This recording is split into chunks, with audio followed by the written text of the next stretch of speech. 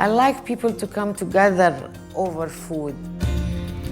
The Arab cuisine is about hospitality, about their generosity. Food is our soul, our culture, our tradition, our memories comes from food. It's history.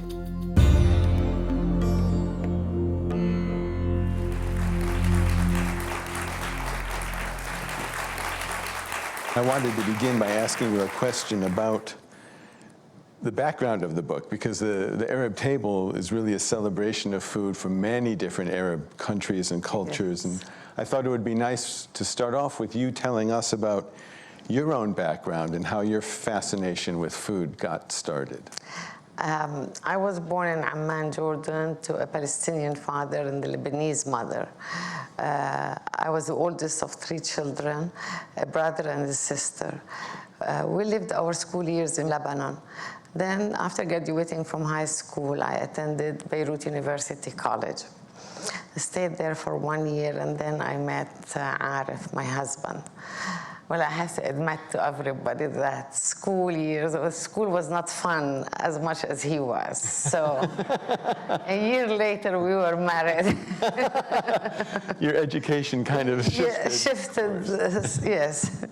So we stayed in Beirut for a year. Sadly, then the Lebanese civil war started, so we had to leave. We lived for 13 years around between Kuwait, Iraq, and London, England, where our 3 boys were born there. My fascination really with food started with my father. He loved food, he appreciated it, and he would always take us from one place to the other, the south of Lebanon, to pick the best oranges. And he would hold it and talk to the man and smell it. He always hold it and smell it. That's the 2. He never tasted food at all. It's just by smelling it.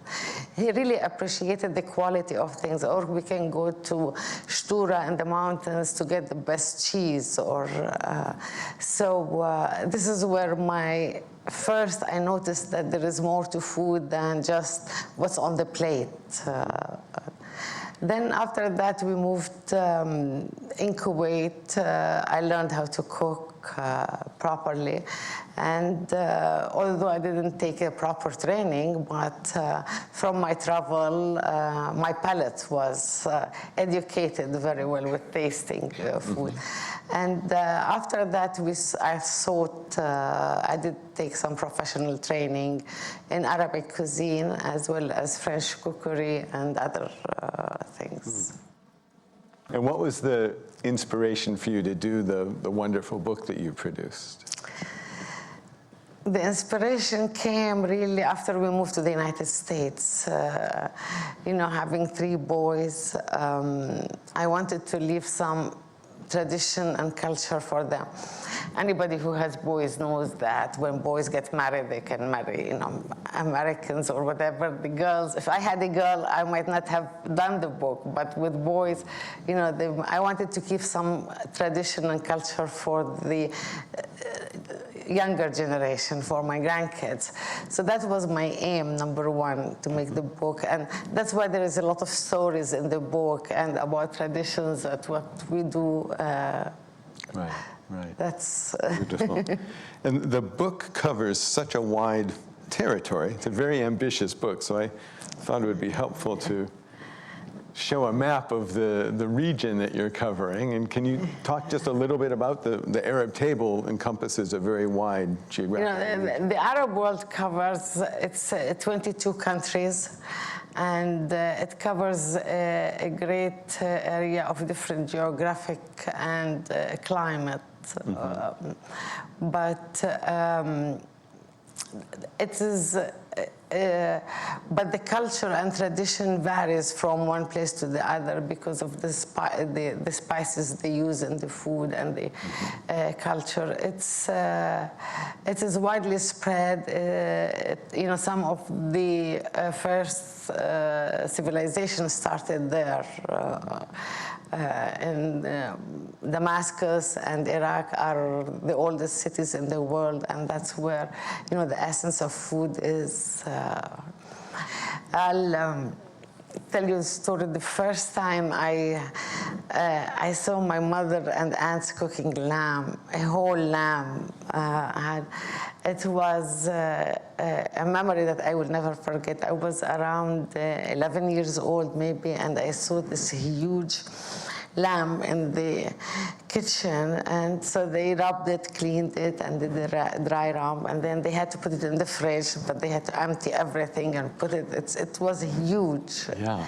So and then they had to fry it because the Arabic lamb, the fat stays in the tail. It's not in the skin inside the. So they take the tail and they fry the lamb with the tail so that they can get the juices out. And I remember them when they stuffed the lamb with rice and ground beef, and I saw them doing it with the needle. That was amazing. That was the first time I see anything like that. So this memory always stays with me for a long time. Right. Yeah, that's my grandmother. As you see, I married young. And I did not know how to cook at all. I had no idea how to cook. And my husband didn't know that I didn't cook.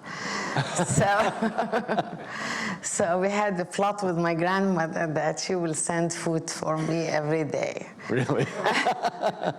And we did that for, maybe a month, 2 months, sometime. Wow. Until one day I got busted. The driver was bringing the food, and my husband was coming up in the elevator, and he asked me, I said, what is this? He said, your food. He said, why are you bringing food? We don't have anything today. I said, no, but I bring it every day. Oh, no.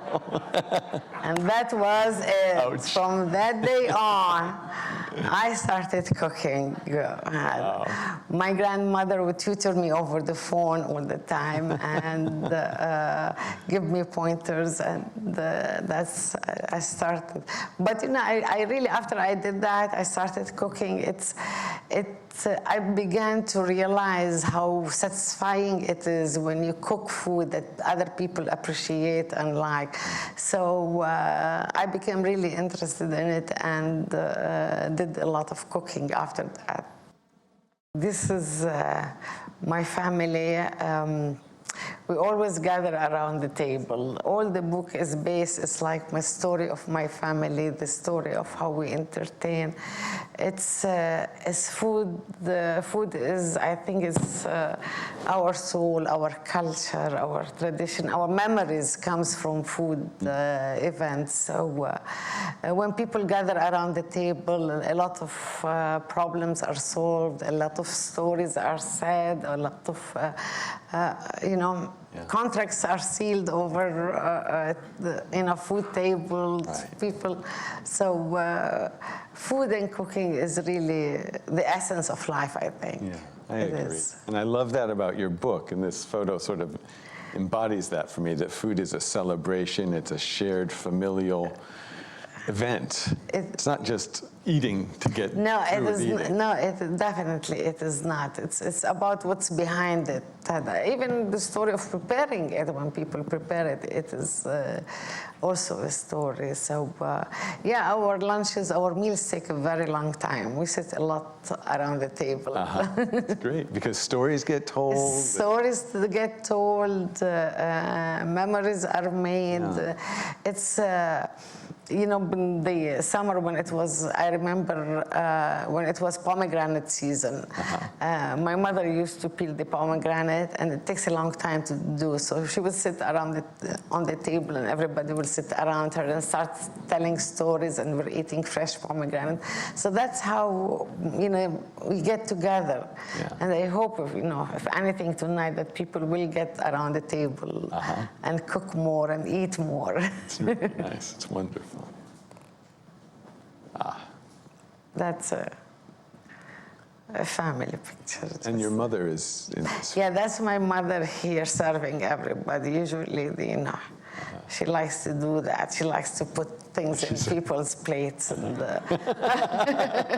you have to eat this. Eat. But you eat, yeah, exactly. But you know, this is part of the culture. My husband didn't grow up in the Middle East. He was abroad a lot. So when we first married, first time we went to Jordan, visit my uncle, and they will take a piece of meat and just put it in his plate and say, this is for you, this is the best piece. He used to get shocked first, and who told you I want meat? I don't eat meat, I don't want this piece. But on the contrary, they were honoring him. They were making him feel special, that if people, so if you visit an Arab and he puts something in your plate, that means you are an important guest to him. Right. He's treating you special. Yeah, it's beautiful. And cooking Arabic food is not really that difficult. It is a very easy cuisine to follow. It is like a building blocks. The flavors come, you know, at stages you make it.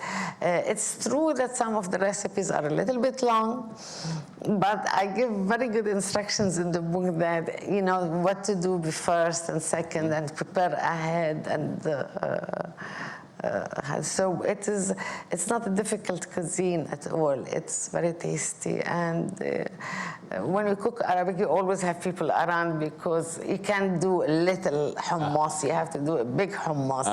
There's a lot of people to eat, so that's why you always have people around your table when you cook Arabic food. That's great. Dates. Dates is one of the staple food in the Arab world. It's, I think it's one of the first foods in the world. Date had so many benefits and uses, and it's part of the culture. But it's a welcoming thing when you visit somebody, especially in the Gulf states. You give you a date and a cup of coffee. That's welcome. But mainly we use it in Ramadan. It's the fasting season, because you fast all day and then you break your fast at sunset. So the way to break your fast is with a date, because it has a lot of natural sugars, so that will help your body be able to digest the other food that is coming. I always feel like I'm eating history when I eat things. They just have this sort of venerable quality. What would you like people who read your book and enjoy your book, and people who are going to enjoy the feast we're having tonight, what would you like them to take away from this evening? I'd like them to take away that food is love, food is appreciation, food is culture, it's geography, it's history. I'd like them, when they are, to experiment and try and think. When you're cooking from Morocco, try to imagine these people, what's kind of life they have. Or if you're cooking, you know, a fish from Iraq, remember they have the best fish over there, because sweetwater fish.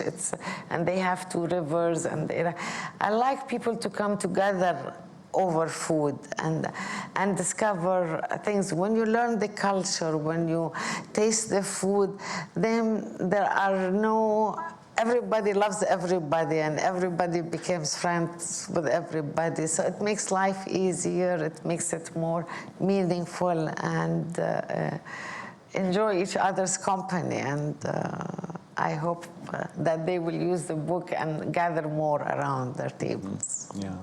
I have to say that as someone who is not that familiar with Arab culture or cuisine, reading your book really humanized the whole region for me, and it's a vastly misunderstood region in the United States, and I think that your book is incredibly important in that sense as well. It's hugely important. Thank you. Yeah, it's unfortunately that's a fact, but the Arab cuisine is about hospitality, about their generosity.